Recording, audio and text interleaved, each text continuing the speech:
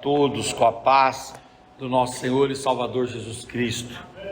Dizer que é uma honra muito grande estarmos aqui nesta noite e nessa oportunidade revermos os irmãos.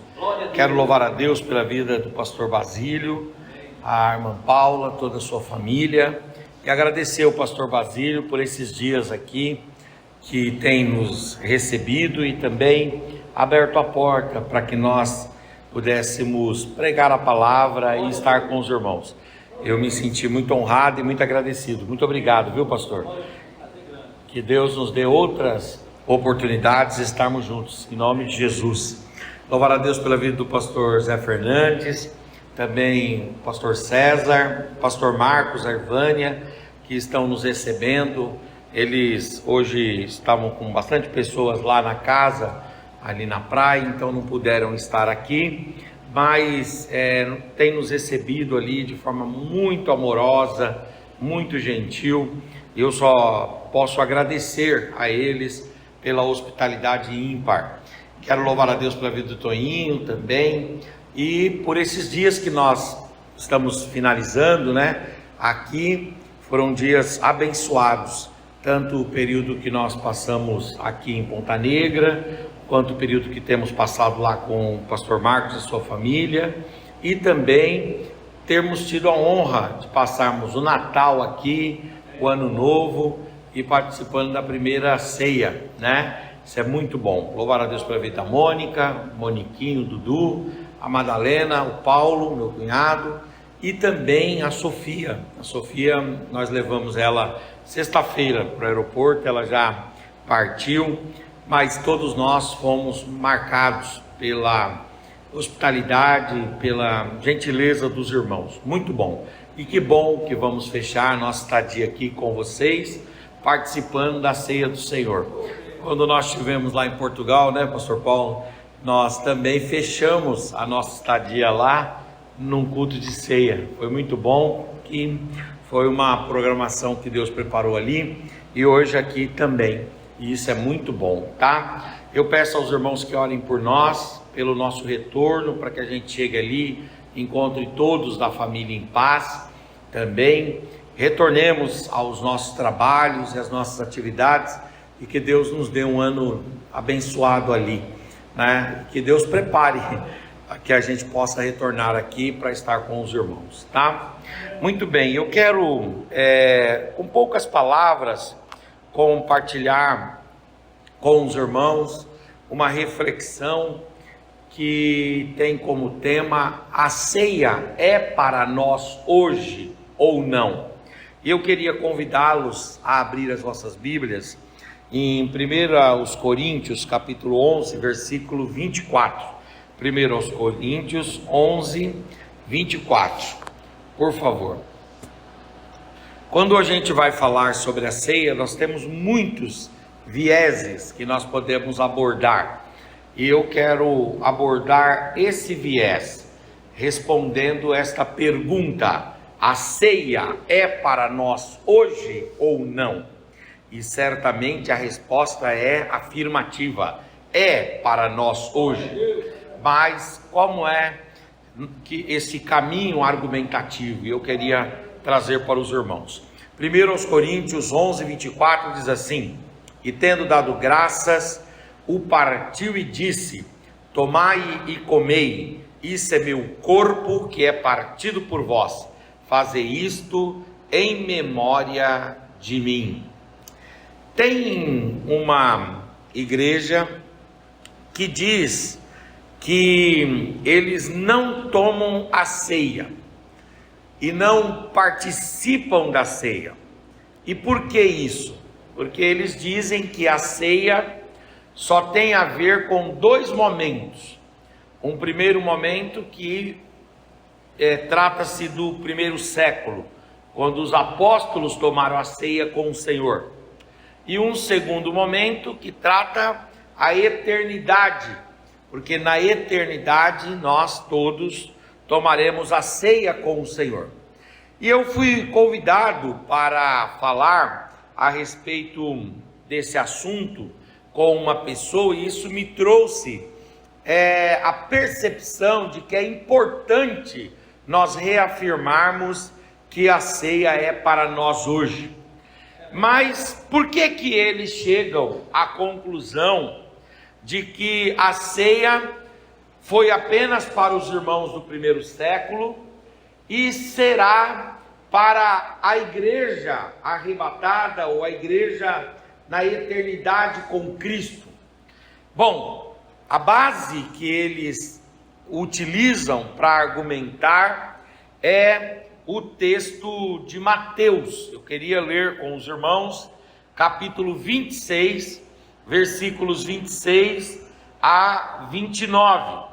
Aqui nesse texto de Mateus, capítulo 26, do 26 até o 29, nós temos a ceia retratada. E olha como Mateus fala sobre a ceia. Leiam comigo. E quando comiam, Jesus tomou o pão e abençoou e partiu, e deu aos seus discípulos, e disse: tomai, comei, isso é o meu corpo. E depois, tomando o cálice e dando graças, deu-lhe também aos discípulos, dizendo: bebei dele todos, porque isto é o meu corpo, isto é o meu sangue, o sangue do Novo Testamento, que é derramado por muitos para a remissão dos pecados.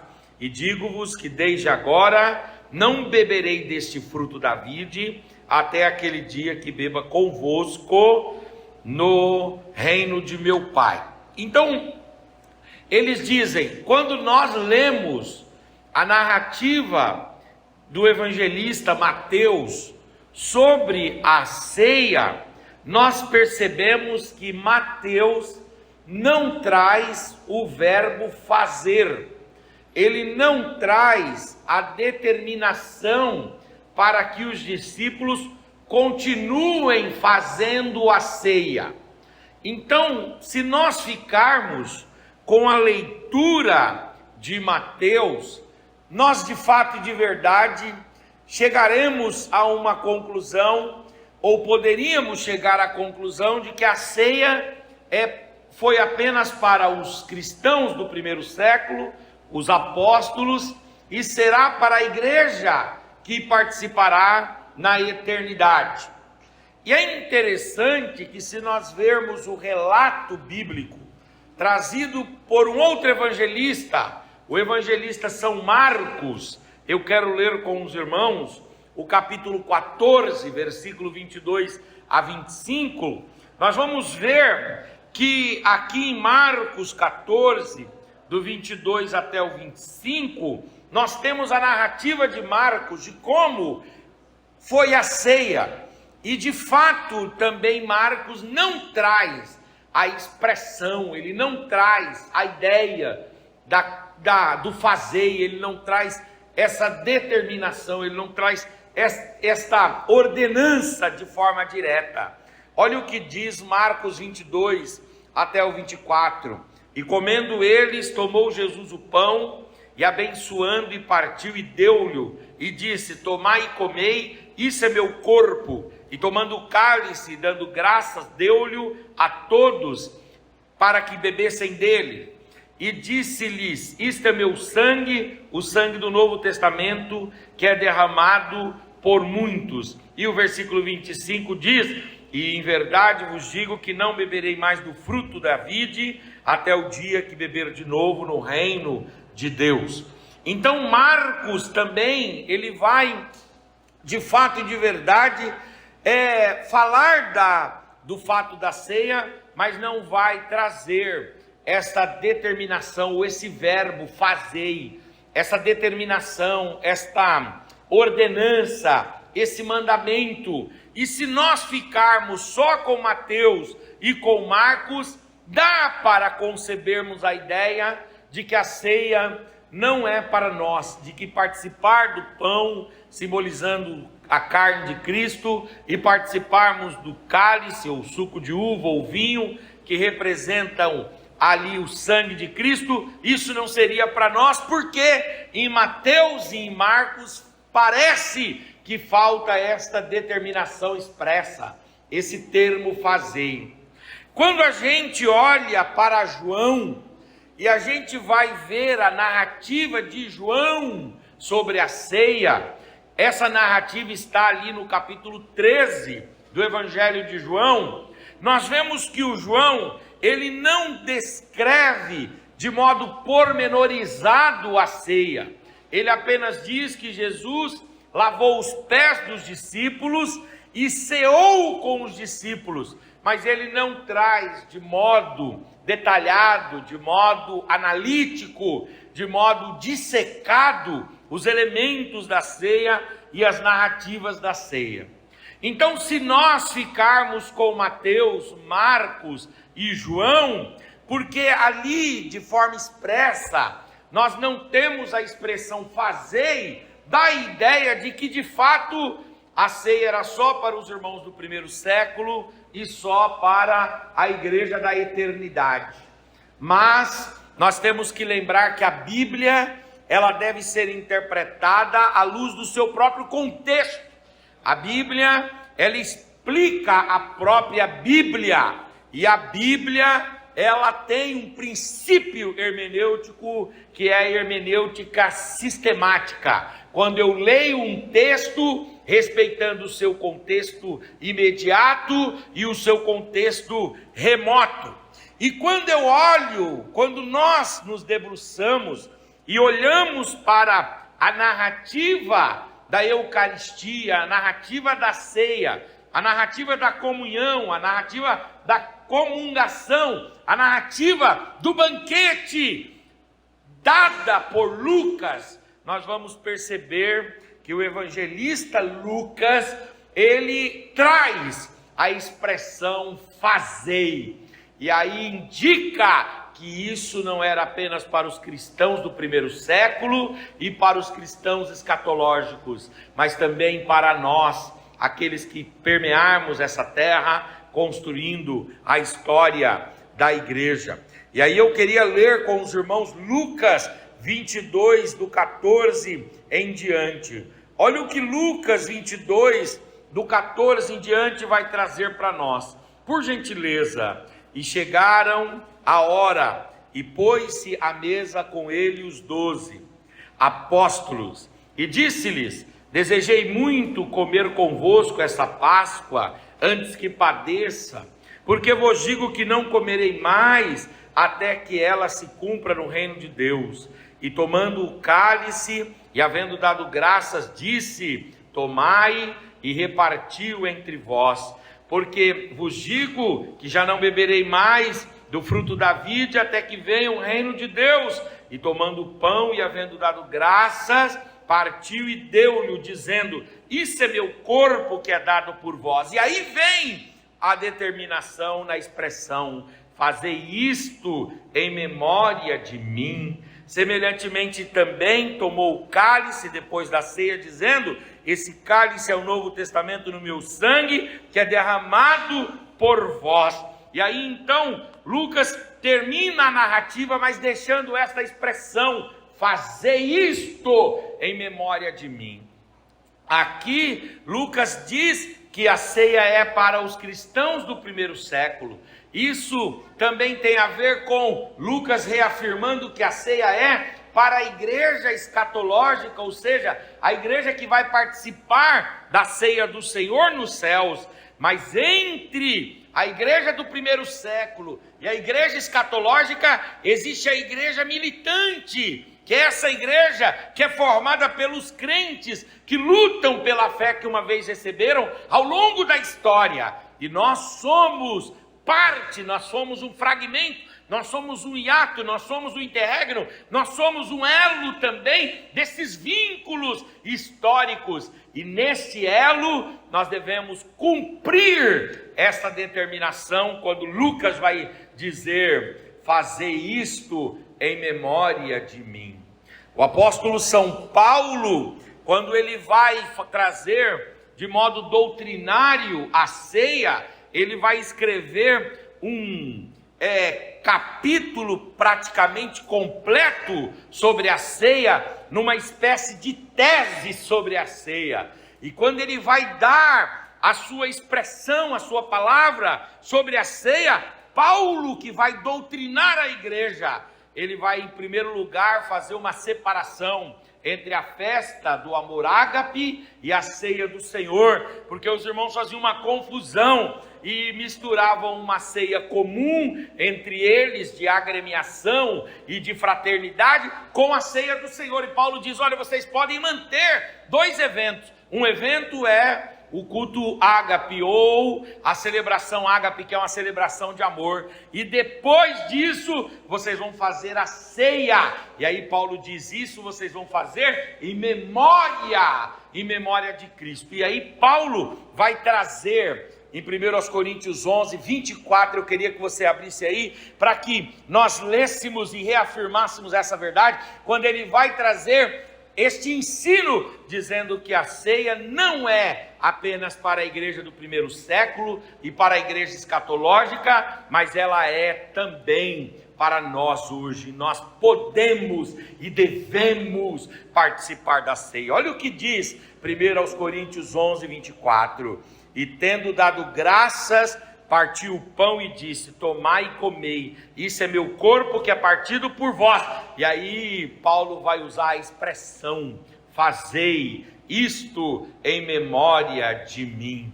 Ora, se nós ficarmos só com a narrativa de Mateus, de Marcos e de João, aparentemente a ceia não é para nós. Mas se nós formos fazer a interpretação sistemática, utilizando o texto de João, aliás, o texto de Lucas, Lucano, e o texto paulino, nós vamos perceber, queridos irmãos, que a ceia também é para nós. Nós estamos aqui cumprindo essa ordenança maravilhosa do Senhor. Uma delas é o batismo em águas, e a outra é a ceia do Senhor. Por isso, nós temos a necessidade de reafirmar: a ceia é para mim, a ceia é para nós. Agora, um dia, nós nos uniremos todos lá diante de Cristo, e Cristo então celebrará a ceia conosco e nos servirá na eternidade, como ele serviu para os apóstolos lá no primeiro século. Hoje nós vamos receber a ceia aqui de homens, mas um dia nós a receberemos das mãos do próprio Cristo Jesus, o nosso Senhor. Então a pergunta é: a ceia é para nós hoje? E a resposta é sim, a ceia é para nós hoje. Por isso, participe da ceia. Se você já é salvo em Cristo Jesus, se você já é batizado em águas, se você já está em comunhão com Cristo e com a igreja, não tenha medo, não tenha vergonha, não tenha nenhum tipo de recato nesse sentido. Antes, lance mão do pão, lance mão do cálice e receba força espiritual, receba saúde espiritual, receba perdão de Deus para a sua vida. O Senhor Jesus, no Evangelho de João, ele vai reforçar a necessidade de nós participarmos da ceia, trazendo um princípio que não vale apenas para a igreja do primeiro século, que não vale apenas para os apóstolos, é um princípio que vale para todos os crentes, todos os que são discípulos de Jesus, todos os cristãos de todas as eras. E esse princípio é: olha, se você não comer da minha carne, e se você não beber do meu sangue, você não tem parte comigo. Logo, a ceia não é uma faculdade, a ceia é uma determinação, a ceia é essencial, ela traz para nós benefícios extraordinários, e eu termino falando a respeito desses benefícios. O primeiro deles é o benefício do perdão para os nossos pecados. Quando nós vamos tomar a ceia nos traz a consciência de que nós precisamos lembrar dos nossos pecados, nos arrependermos, confessarmos e recebermos o perdão de Cristo Jesus. Hoje o Senhor está perdoando o seu pecado. Aleluia. Se você desejar receber perdão de Deus, basta com a sua boca confessar, com o seu coração você crê, e o perdão de Cristo estará sobre a tua vida. Não há pecado que Cristo não perdoe, não há culpa que Cristo não tire, não há condenação que Cristo não extermine. Não! Quando nós tomamos a ceia, nós rememoramos os nossos pecados, nós confessamos, nós recebemos, aleluia, o efeito da morte vicária e substitutiva de Cristo na cruz, redentora de Cristo na cruz. Então nós somos perdoados, os nossos pecados são perdoados. Eu queria que você abrisse a sua Bíblia aí, por gentileza, no Evangelho de Jesus Cristo, segundo escreveu o evangelista São Mateus. Por gentileza, olha o que Mateus vai dizer em Mateus 26 e 28. Ele vai dizer, quando Jesus vai narrar sobre a ceia, Mateus vai descrever: porque isto é o meu sangue, o sangue do Novo Testamento, que é derramado por muitos. Para quê? É derramado para a remissão dos pecados. A ceia nos traz essa mensagem, a mensagem de que Jesus perdoa pecados. Ela traz esse benefício, o perdão do pecado. Agora, a ceia vai trazer um segundo benefício extraordinário, que é a oportunidade de não pecarmos mais. É interessante, queridos irmãos, que quando eu saio de uma conversa com o pastor Basílio, com o pastor Zé Fernandes, ou com um crente piedoso, eu saio com vontade de não pecar mais, porque a conduta, o conselho, as palavras dos homens nos constrangem. Mas quando a gente sai da ceia, que é o ato espiritual, depois do batismo, mais marcante que a gente pratica na nossa fé, depois que a gente sai da ceia, a gente sai com maior cuidado para não pecar. Você já viu aquela experiência que o irmão acabou de sair da ceia, aí ele fala às vezes ali uma coisa indelicada, o outro vai e diz: olha o que você está falando, você acabou de sair da ceia. Ele toma cuidado com o olhar, porque alguma coisa na mente diz: eu acabei de sair da ceia. Essa consciência que o Espírito de Deus, através desse ato, produz em nós, evita que pequemos para o futuro. Veja que a ceia nos livra do pecado, dos pecados passados, mas ela também nos isenta dos pecados futuros. Eu quero ler com os irmãos o texto, por gentileza, de João 6,50. João capítulo 6, versículo 50. Nesse texto Jesus diz que quem comer da sua carne, quem beber do seu sangue, não pecará e não morrerá. Olha o que diz o texto: este é o pão que desce do céu, para que o que dele comer, quem dele comer, não morra. Esse sentido aqui de não morrer, não é não morrer fisicamente, porque é possível que a gente coma a ceia e morra fisicamente.